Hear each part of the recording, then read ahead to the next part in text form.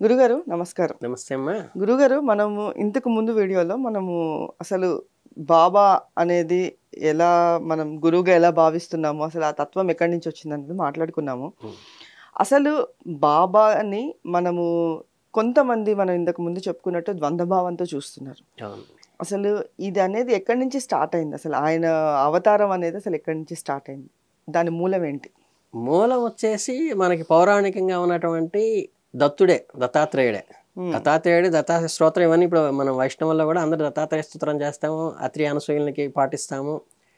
అంటే దత్తాత్రేయుడు అనేవాడు మనకి అత్రి అనసూయ వీళ్ళకి పరమాత్మగా వచ్చాడని, బ్రహ్మ విష్ణు మహేశ్వరుడు వెళ్ళి భిక్షకి వెళ్ళి ఆవిడని పరీక్షిద్దామని వెళ్ళారని, తర్వాత వీళ్ళందరూ ఆ భిక్ష అడిగినప్పుడు బాలకుల రూపంలో వీళ్ళని చేసి వాళ్ళు అడిగినటువంటి కండిషన్స్కి లోబడి వీళ్ళందరికీ అన్నం పెట్టిందని ఇలా చెప్పుకొస్తారు. ఇది పౌరాణికమైంది. అందులో మనకి హైందవంలో డీవియేషన్ ఏం లేదు, దత్తుడి విషయంలో ఎక్కడ రాలా. తరువాత ఆ సాంప్రదాయంలో వచ్చింది ఎవరంటే నరసింహ సరస్వతిని, అక్కలకోట మహారాజని, తర్వాత గాన్గాకూరు ఈయనని చెప్పేసి మనకి ఈ తర్వాత వచ్చిన 5వ తరంగా వచ్చిన ఆయన సాయిబాబా. ఓకే. అంటే దీనికి మూలమైనటువంటి దత్తాత్రేయుడు మన హైందవంలో ఉన్నారు. తర్వాత ఈ గురు సాంప్రదాయంలో వచ్చినటువంటి నరసింహ సరస్వతి కానీ, అక్కలకోట మహారాజు కానీ, వీడు మాణిక్య ప్రభువు కానీ, తర్వాత వచ్చినటువంటి చివరికి వచ్చినటువంటి సాయిబాబా కానీ అనేది ఇక్కడ దాకా వచ్చేసరికి ఏంటంటే కొంత ఈ హైందవంలో ఎక్కడ డీవియేషన్ వచ్చిందంటే ఆయన యాక్చువల్గా ఉండేటువంటి తత్వంలో ఆయన ఒక హైందవ బిడ్డగా ఉండి ఒక 7-8 ఏళ్ల వయసు దాకా ఒక ఆయన దగ్గర పెరిగాడని, ఆ తర్వాత ఆయన సరిపోయిన తర్వాత హాజీ వారి షాలిషా అని చెప్పి ఒక ముస్లిం ఫకీర్ దగ్గర ఆయన పెరగటం వల్ల మనకి ఈ అంటే మహాత్ములకు కూడా ఇవి వర్తిస్తాయి అంటే వర్తించమని కాదు. ఇప్పుడు ఫండమెంటల్గా ఏమవుతుందంటే మీ పిల్లలను మా పిల్లల్ని తీసుకెళ్ళి క్రిస్టియన్ మిషనరీ స్కూల్లో చేర్పించాం అనుకోండి ఎడ్యుకేషన్ కోసం.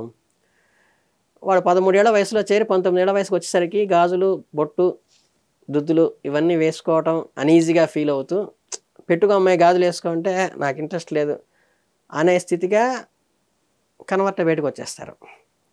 ఒక ఎడ్యుకేషన్ కోసం సత్యసాయి ఇన్స్టిట్యూట్లో చేర్పించారనుకోండి టీనేజ్లో, ఈ 13 ఏళ్ల నుంచి 19 ఏళ్ల వయసు వరకు మంచి సాయి భక్తుడిగా ఆయన బయటకు వస్తాడు.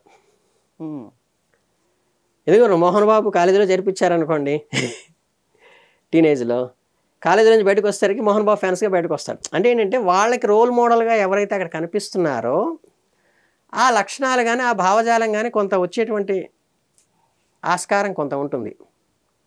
అంటే ఏంటంటే మనకి సాయిబాబా విషయంలో మీకు జనరల్గా వచ్చే క్లాష్ ఏంటంటే ఆయన ముస్లిం యొక్క వస్త్రధారణ చేస్తాడని.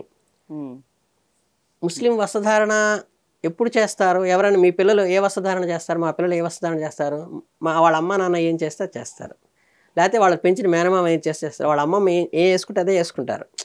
సో ఏంటంటే తను ఎక్కడైతే పెరిగాడో, ఏ వాతావరణంతో పెరిగాడో, లేకపోతే ఎవరి సంరక్షణలో ఉన్నారో, ఈ భౌతికమైనటువంటి డ్రెస్ అనేది ఎక్కడి నుంచి వస్తుందంటే ఆ ఇంట్లో నుంచి వస్తుంది. లోపల తత్వం అక్కడి నుంచి రాదు. అర్థమైందా? కానీ లోపల తత్వంలో ఆయన ఆచరించిన సందర్భాలు కానీ పనులు కానీ ఈయన చక్కగా గుళ్ళో వెళ్ళి నేను ఉంటాను అంటే ఈయన వేషధారణ చూసి ఎవరైనా అబ్జెక్షన్ పెడతారేమో అని పాప మహల్సాపతి మనసు చంపుకుని, బాబా ఏమీ అనుకోవద్దండి, మీరు అక్కడ పాడుబడిన ఒక బిల్డింగ్ ఉంది, మసీద్ అనుకుంటూ వస్తుంది, అది అందులో మీరు నివసించండి అని కోరాడు. కోరితే ఈయన వెళ్ళి ఎక్కడున్నాడు? పాడుబడినటువంటి, అంటే ఎవరు ఉపయోగించినది, అక్కడ నమాజు జరగట్లేదు, ఇటు దైవ ప్రార్థన జరగట్లేదు, జరగనటువంటి ఒక కట్టడంలోకి వెళ్ళి, అది పాడుబడిన మసీదు, ఆ మసీదులోకి వెళ్ళిపోయి అక్కడ ఆయన నివసించాడు. నివసించినప్పుడు నేను ఆయన ఆచరించింది ఏంటి? పూర్తి వైష్ణవ సాంప్రదాయం అనేటువంటి నిత్యాగ్నిహోత్రం, తులసి పూజ, ఇవే కదా చేసింది. దీపాలు పెట్టడం. అవును. ఇప్పుడున్న మన నేరో మైండ్లో ఆలోచిస్తే ఎవరైనా వెళ్ళి ఒక మసీదులో ఒక తులసి కోట ప్రతిష్ఠించి ఒక నిత్యాగ్నిహోత్రం చేసుకుంటానంటే యాక్సెప్ట్ చేస్తారా? చేయరు. చేయరు. పోనీ ఈ ముస్లిం అనుకున్నవాడు ఎవరైనా సరే అంటే అంటే నేను మహాత్ములకి ఈ కుల మతాలని అంటించకూడదు. అంటే ఇప్పుడు గాంధీ మహాత్ముడు ఉన్నాడు, లేకపోతే మన అబ్దుల్ కలాం గారు ఉన్నారు, వాళ్ళని కూడా కమ్యూనల్గా చూస్తే ఓహో ఈయన ముస్లిం అండి అబ్దుల్ కలాం, అసలు ఆ కమ్యూనిటీకి అతీతంగా పనిచేసిన వాళ్ళు సేవ చేసిన వాళ్ళు. అవును, మనకు ఆర్డినరీగా మన ఫిజికల్ లైఫ్లో ఉన్న వాళ్ళే, వీళ్ళు అంతకన్నా అతీతమైన వాళ్ళు. వాళ్ళు ఆచరిస్తోంది ఏంటి, చక్కగా విష్ణు సహస్రనామం చేయమని చెప్పాడు ఆయన. విష్ణు సహస్రనామం చేయమని ఏ ముస్లిం అయినా చెప్పంగా మీరు విన్నారా? ముస్లిం అనేవాళ్ళు అంటే మీరు నేరోగా ముస్లిము హిందూ క్రిస్టియన్ ఈ అంత నేరో మైండ్లోకి వెళితే ఏ ముస్లిం అయినా ఎవరైనా విష్ణు సహస్రనామం చేసుకోండి అని చెప్పంగా మీరు విన్నారా? లేదు. ఎవరైనా తులసి మాతకి పూజ చేసి తులసి ప్రతిష్ఠించిన వాళ్ళని చూసారా? నిత్యాగ్నిహోత్రం చేసుకున్న వాళ్ళని చూసారా? సో ఏంటంటే తన ఆచరించిన వైదిక ధర్మాలని మనం యాక్సెప్ట్ చేయం. అర్థమైందా? అలాగే ఆయన ఉన్నప్పుడు ఆయన తిరిగిన 5 ఇళ్ళు కానీ లేకపోతే ఆయన భక్తుల్లో కానీ మెజారిటీ ఆఫ్ ది ఇవే వచ్చినాయి. హైందవ సాంప్రదాయం, హైందవ ధర్మాలు ఇవే వచ్చినాయి. కాకపోతే ఏంటంటే మనకి శ్రీకృష్ణ పరమాత్ముడు చూపించినటువంటి అంటే గోపికలతో ఒక్కొక్కళ్ళ ఇంట్లో ఒక్కో చోట ఒక్కోలాగా ఉన్నారు ఈయన. ఓకే.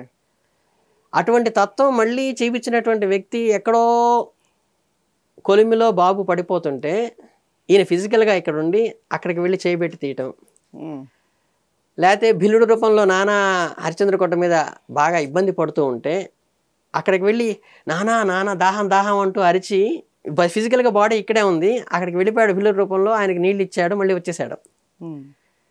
ఇటువంటి తత్వాన్ని మన భాగవతంలో శ్రీకృష్ణ పరమాత్మ తర్వాత ఇప్పుడు చేసిన వాళ్ళు నాకు మధ్యలో ఇంకెవరు కనిపించలే. ఫిజికల్గా 2 రూపాల్లో 2 చోట్ల ప్రదర్శించిన వాళ్ళు. అంటే ఈ అల్టిమేట్ సోల్ మాత్రమే చేయగలిగినటువంటి తత్వం ఇది. అంటే శ్రీకృష్ణ తర్వాత తత్వము మీన్స్ ఏంటంటే అందులోని ఆధ్యాత్మికతని, అందులోని దైవత్వాన్ని, ఆయన చెప్పిన తత్వాన్ని తెలుసుకోవాలి తప్పితే ఓహో 8 మంది భార్యలు చేసుకుంటే నేను దేవుణ్ణి అవుతాను అనుకుంటే ఎంత నీచంగా ఉంటుందో, శ్రీకృష్ణ పరమాత్మ ఎవరు అంటే ఒక రథసారథి అంటే ఎంతవరకు పర్ఫెక్ట్గా ఉంటుందో అర్థమవుతుంది.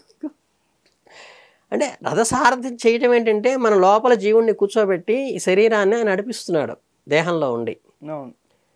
ఆయన ఆ రథం దిగి వెళ్ళంగానే ఈ శరీరంలో ఈ కళ్ళు ముక్కు చెవులు ఈ శరీరము ఈ స్కిన్ను ఈ పైన ఉత్తరం ఇవన్నీ ఈ నామాలు ఇవన్నీ ఇలాగే ఉంటాయి. ఈ బాడీ పనిచేయదు. 4 మనుషులు ఎత్తుకెత్తే కానీ లేవనటువంటి బాడీని లోపల ఆయన తత్వం లోపల ప్రవేశించినప్పుడు దీన్ని మొత్తం మనకి ఏదో సైన్స్ తెలుసుకుని మన ఊపిరాడుతుందని జనవ్యవస్థ పనిచేస్తుందని తెలుసుకునేదాకా ఇవి పనిచేయకుండా ఉండవు. అది నడిపిస్తుంది పరమాత్మ. యంత్రారుఢ అని కూడా. అలా వచ్చినటువంటి తత్వాన్ని మనం ఆ డీవియేషన్ చేసుకోకూడదు.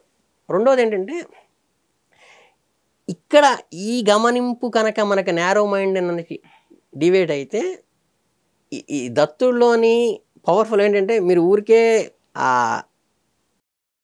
వేరే స్థితికి డైవర్ట్ కాకుండా ఈ తత్వాన్ని మనం అర్థం చేసుకుని సోల్స్ అల్టిమేట్ సోల్స్ ఎలా ప్రవర్తిస్తాయని తెలుసుకోవడానికి ఆ బాబా తత్వాన్ని కానీ అక్కలగూడ మహారాజు కానీ మాణిక్య ప్రభువు కానీ లేకపోతే నరసింహ సరస్వతి కానీ ఇప్పుడున్న సాయిబాబా దాకా ఈ దత్త సాంప్రదాయం అనేది ఉన్నటువంటి ఎక్కడి నుంచి వచ్చిందంటే సోర్స్ ఇది మన దత్తాత్రేయుడి దగ్గర నుంచి వచ్చిందని మీరు అడిగిన దానికి బ్రీఫ్గా. ప్లస్ అంటే వాళ్ళు ఆచరించి చూపించింది ఏంటి, వాళ్ళు చేసింది ఏంటి అనేది చెప్పడానికి ఇది టూకీగా మీకు అర్థమవుతుంది అనుకుంటున్నాను. ఓకే గురుగారు, ధన్యవాదాలు. నమస్తే.